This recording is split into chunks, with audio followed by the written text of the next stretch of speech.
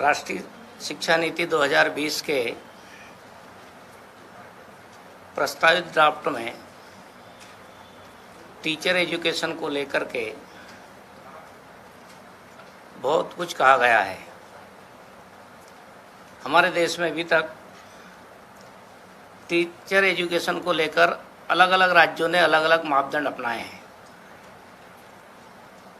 और नई शिक्षा नीति में जितना विद्यार्थी पर, जितना संसाधनों पर, उतना ही ध्यान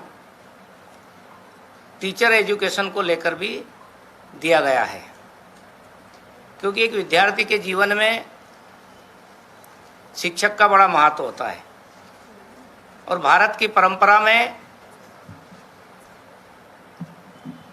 शिक्षक ने व्यक्तियों के जीवन में बदलाव लाया है। उसी मान्यता को राष्ट्रीय शिक्षा नीति में भी समावेश किया गया है।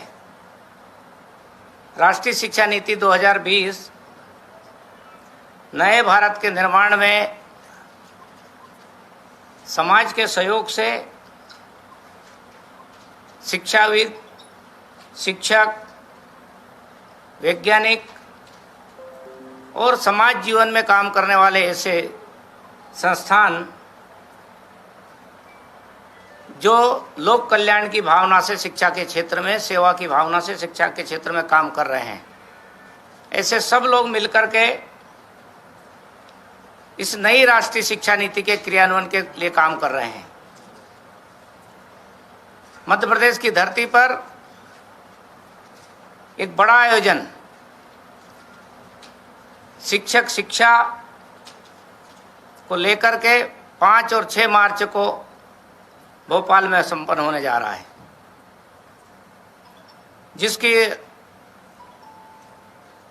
जिसके उद्घाटन सत्र में हमारे प्रदेश के यशस्वी मुख्यमंत्री माननीय शिवराज सिंह जी चौहान रहेंगे और समापन में राष्ट्रीय स्वयंसेवक संघ के सह सरकार व दत्तात्रेय होसबले जी रहेंगे। 40 ऐसे वक्ता जो देश के विभिन्न विश्वविद्यालयों से या फिर ऐसे संस्थाओं से जिन्होंने अपने संस्थानों में नए प्रयोग किए हैं, वो शासन के अधीन नहीं चलते हैं, लेकिन अपने अपने स्तर पर उन्होंने नए प्रयोग किए हैं। ऐसे लोगों के जो अनुभव है, उन अनुभव के माध्यम से सिलेबस क्या होगा, प्रशिक्षण का आधार क्या होगा, भाषाओं को लेकर जो विभिन्नता है अलग अलग राज्यों में, उसको लेकर क्या नीति बनेगी और उसमें शिक्षकों की भूमिका क्या होगी, ऐसे 6 सत्रों में चर्चा होगी। कुछ तकनीकी सत्र होंगे, कुछ समांतर सत्र होंगे, जिनमें भी विभिन्न विषयों को लेकर के चिंतन और विचार होगा। देश भर से आने वाले ऐसे सभी लोगों में से बहुत बड़ी संख्या में, या फिर जो सम्मिलित नहीं हो रहे हैं, ऐसे भी कुछ लोग अपने रिसर्च पेपर भेज रहे हैं, जिसमें से चुनिंदा रिसर्च पेपरों को पढ़ा जाएगा और बाकी लोगों के रिसर्च पेपर को भी जो शिक्षा नीति के क्रियान्वयन का काम करेंगे, ऐसी जो संस्थाएं हैं, उन संस्थाओं को भेजने का काम इस वर्ग के बाद में, इस सेमिनार के बाद में किया जाने वाला है। एक प्रकार से यह आयोजन अभूतपूर्व होगा और देश में पहली राज्य सरकार मध्य प्रदेश की सरकार है जो उसकी पार्टनरशिप में एनसीटी जो भारत सरकार का उपक्रम है, उनके साथ और विद्या भारती के साथ मिलकर के यह आयोजन किया जा रहा है। एक प्रकार से ये जो दस्तावेज है तैयार होगा, भोपाल दस्तावेज के नाम से नई शिक्षा नीति के लिए मील का पत्थर साबित होगा। इस आयोजन की बड़ी बात यह है कि अलग अलग विचारों के, भिन्न विचार, भिन्न मत, भिन्न पंथ में विश्वास करने वाले, भारतीय जीवन दर्शन के मूल्यों के आधार पर समाज की विविधता को स्वीकार करने वाले सभी प्रकार के लोग इसमें आ रहे हैं। फिर से मैं ये कहना चाहूँगा कि नई शिक्षा नीति 2020 में सबसे ज़्यादा जोर टीचर एजुकेशन को लेकर के है, क्योंकि पूरे जो ड्राफ्ट तैयार हुआ है, जो विद्वान लोगों ने चिंतन किया है 4 वर्ष के कार्यकाल में, उसमें ये बात सामने आई है कि हमारे यहाँ की जो टीचरों के लिए जो प्रशिक्षण की व्यवस्था थी उसमें कहीं ना कहीं गिरावट आई है। और जब तक हम टीचर एजुकेशन की ओर ध्यान नहीं देंगे, उनको अपडेट नहीं करेंगे, तब तक हम शिक्षा में आमूलचूल परिवर्तन नहीं कर सकते हैं। और उसी के लिए यह सेमिनार एक प्रकार से हो रहा है।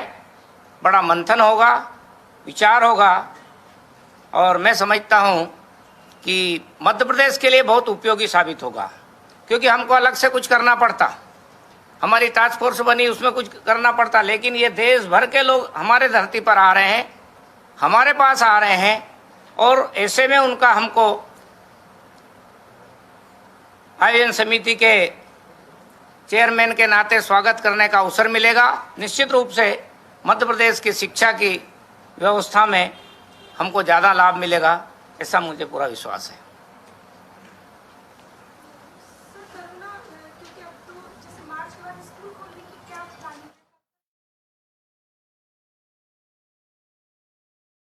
ट्वेल्थ तक के स्कूल तो खोल दिए हैं, है ना।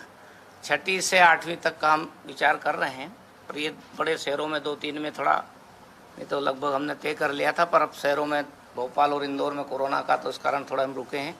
समीक्षा करके उस पर निर्णय करेंगे। शिक्षा भर्ती की बात की गई, जिस तरह से बजट में भी 24,000 शिक्षक भर्ती की बात की गई, लेकिन पुराने ऐसे बहुत सारे मामले हैं जिसमें उसका पैरामीटर क्या रहेगा? जो पुराने लोग थे जिन्होंने अप्लाई किया हुआ था उनको लिया जाएगा कि ये नए जो पहले परीक्षा आयोजित हुई थी उसमें जिनका वेरिफिकेशन हो गया है या वेरिफिकेशन होना बाकी है, और उसमें जो पात्र होंगे उनको भी इसमें समाहित किया जाएगा। पहले के पद अलग है कि ये वाले पद उसमें शामिल है?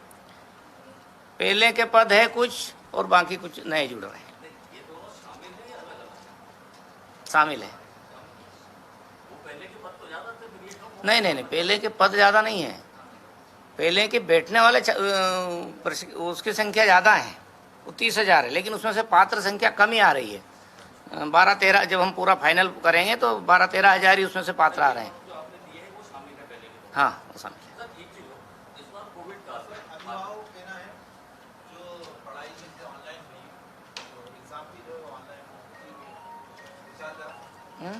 तो कोरोना बढ़ रहा है, तो अभिभावकों का ऐसा मानना है कि जब स्कूलों के पास ऑनलाइन परीक्षा करवाने का ऑप्शन है तो ऑफलाइन क्यों करवाई जा रही है, क्योंकि संक्रमण फैलेगा। महाराष्ट्र में ऐसे कई मामले सामने आए हैं। नहीं, हमने 12th और 12th के लिए बोर्ड की क्योंकि परीक्षा है, हमारे पास बहुत सारे विषय आए थे,